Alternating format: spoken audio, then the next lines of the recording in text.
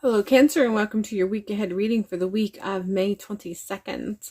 Be sure to check out your sun, moon, and rising signs for a more well-rounded perspective. And if you're interested in my website for a personal reading or my Patreon page, check out the link box below for that. All right, let's go ahead and begin. I've already pulled the cards.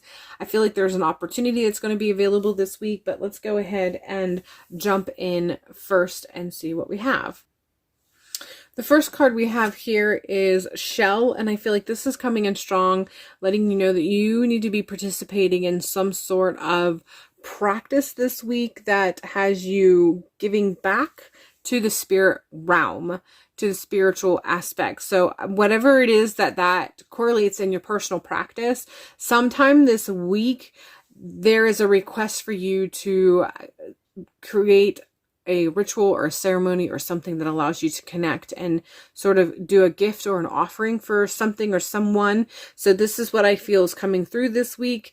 I feel like this is something that you need to be participating in fairly early in the week, but if you've missed out, it doesn't matter. You can still do it later in the week. But if you know about it ahead of time, please do whatever it is that you need to do for the beginning of the week. There is an element of gratitude that comes through with this. So however that applies to you, please take that. We're continuing on with the Five of Blooms. And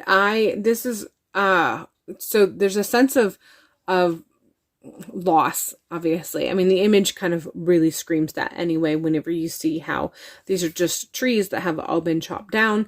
And somehow this connects with this offering that you're being asked to do, and in some way, whatever gratitude you're being called to participate in.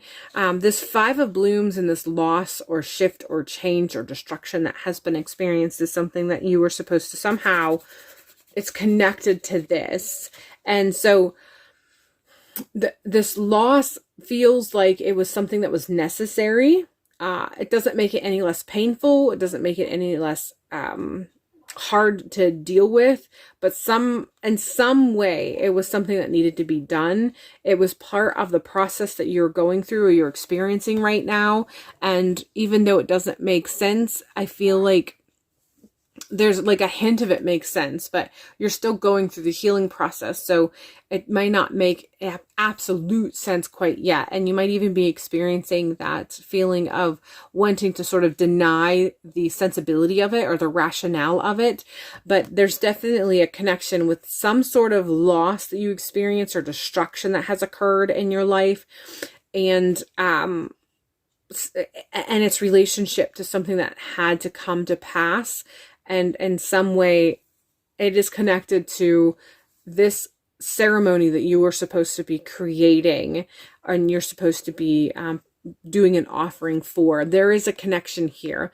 And I feel like you will know and understand that better, if not just by hearing this, at the very least, once you connect with who it is that you work with, that's going to make more sense for you once you connect and get further or deeper information. We're continuing on with the Six of Bones, and this is just coming in with the message of give and take. That's all that's coming through, give and take. Like, I feel like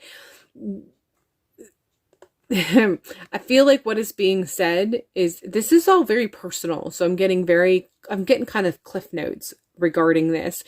And so this is basically, it's kind of like a parental voice saying give and take, or a voice of someone who's overseeing something, and it's just reminding you, like a teacher or a mentor saying it's about give and take. It's all about give and take, and that's all that's being repeated. Give and take. It's about give and take. The experience is about give and take. The process is about give and take. So however this applies to you and what you understand this Five of Blooms and that sense of loss and destruction, as well as that offering that you're being called to participate in, take that. I feel like this is very much a spiritual message. This is very much a message from your ancestors or deities or spirit guides that you work with, however that applies to you in your personal craft.